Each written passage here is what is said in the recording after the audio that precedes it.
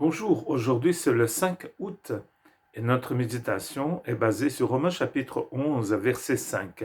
De même, dans le temps présent aussi, il y a un reste conformément à l'élection de la grâce. Il y a un reste conformément à l'élection de la grâce.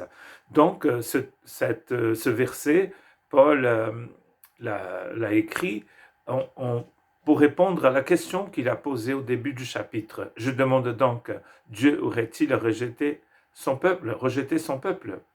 Et il va expliquer que non, parce que lui-même, étant faisant partie de ce peuple, il a été touché par la grâce, mais aussi Dieu a démontré dans l'histoire de son peuple, notamment à l'époque du prophète Samuel et tant d'autres prophètes, que Dieu est toujours, il étend toujours sa main envers son peuple et et on sait bien qu'il n'a pas rejeté son peuple, car il est venu lui-même nous sauver, nous donner sa vie. Et ici, il va donc citer un texte qui se trouve dans le livre des rois, le premier livre des rois, le chapitre 19, et il va parler d'un prophète très important dans l'Ancien Testament, le prophète Élie. Vers la fin de son ministère, Élie va faire des choses incroyables, comme par exemple, il va se confronter aux 400 prophètes de Baal, la divinité préférée des gens à l'époque en Palestine. Et Israël, pendant longtemps de son histoire, il va donc se tourner vers cette divinité païenne. Hein, enfin, autre que le Seigneur. Et il va avoir une confrontation entre le prophète Élie et les 400 prophètes de cette divinité.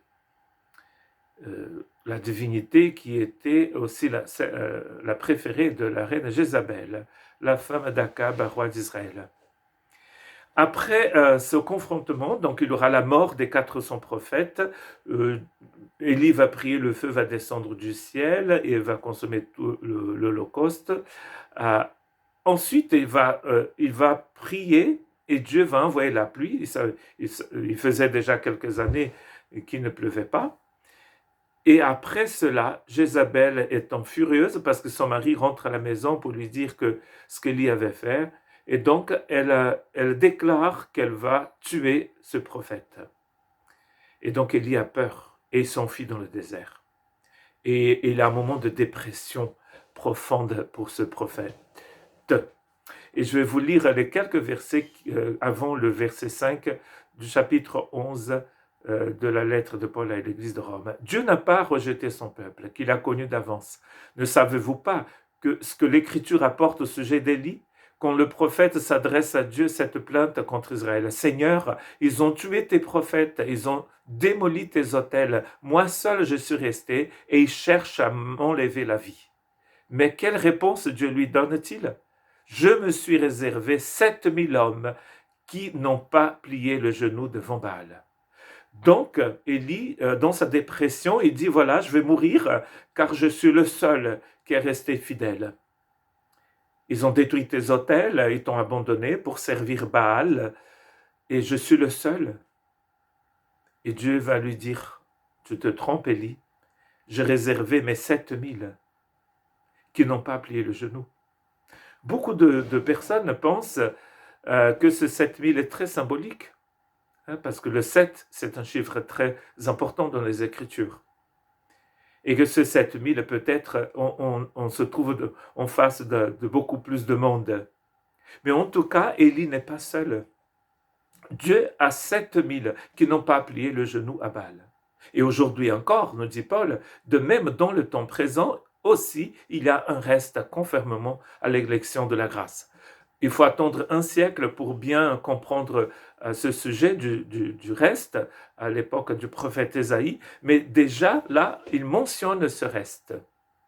Il y a un reste. Dieu aura toujours un reste.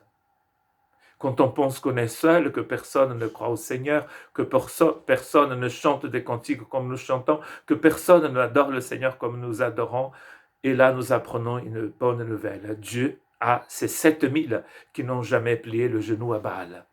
Donc Élie n'est pas seul. Moi, je ne suis pas seul. Toi, tu n'es pas seul. Nous ne sommes pas seuls. Dieu a un peuple. Même dans certains pays, comme ici, on a l'impression que les gens ont complètement abandonné le Seigneur. Dieu a toujours son reste. Dieu a toujours un peuple. Et il dit ici, ce reste, c'est conformément à l'élection de la grâce. La grâce de Dieu, cette bonté infinie de Dieu, cette gentillesse de Dieu qui se penche vers nous qui sommes inférieurs pour nous aider, pour nous venir en aide. Dieu agit en grâce envers des gens, envers son reste. Nous ne sommes pas seuls. Vous n'êtes pas seuls. Vous avez des frères et des sœurs dans le monde entier qui ne plient pas leurs genoux devant les Baals d'aujourd'hui. Et ils sont nombreux, n'est-ce pas, dans ce monde de ténèbres. Élie, ce qui va se passer par la suite, nous allons en parler demain, mais Dieu va démontrer à Élie qu'il n'est pas seul. Et en plus, il ne va pas mourir ainsi, parce que c'est Dieu qui décide. N'est-ce pas? C'est pas lui de décider, parce qu'il veut mourir. Il est en profonde dépression. Mais Dieu a encore du boulot pour Élie, et il a encore du boulot pour toi aussi. Il a une mission pour chacun de nous. Et c'est pas à nous de décider quand est-ce que nous allons partir d'ici. C'est lui qui décide. Il est souverain et nous sommes ses disciples. Que le Seigneur te bénisse. Que la grâce du Seigneur puisse remplir ton cœur d'assurance pour que tu puisses voir que tu n'es pas seul. Déjà, tu es habité par la présence du Seigneur comme nous avons vu hier, la vie du Seigneur, l'Esprit du Seigneur. Et nous sommes entourés d'un nuée de témoins qui ne plient jamais leurs genoux devant Baal. Que Dieu vous bénisse.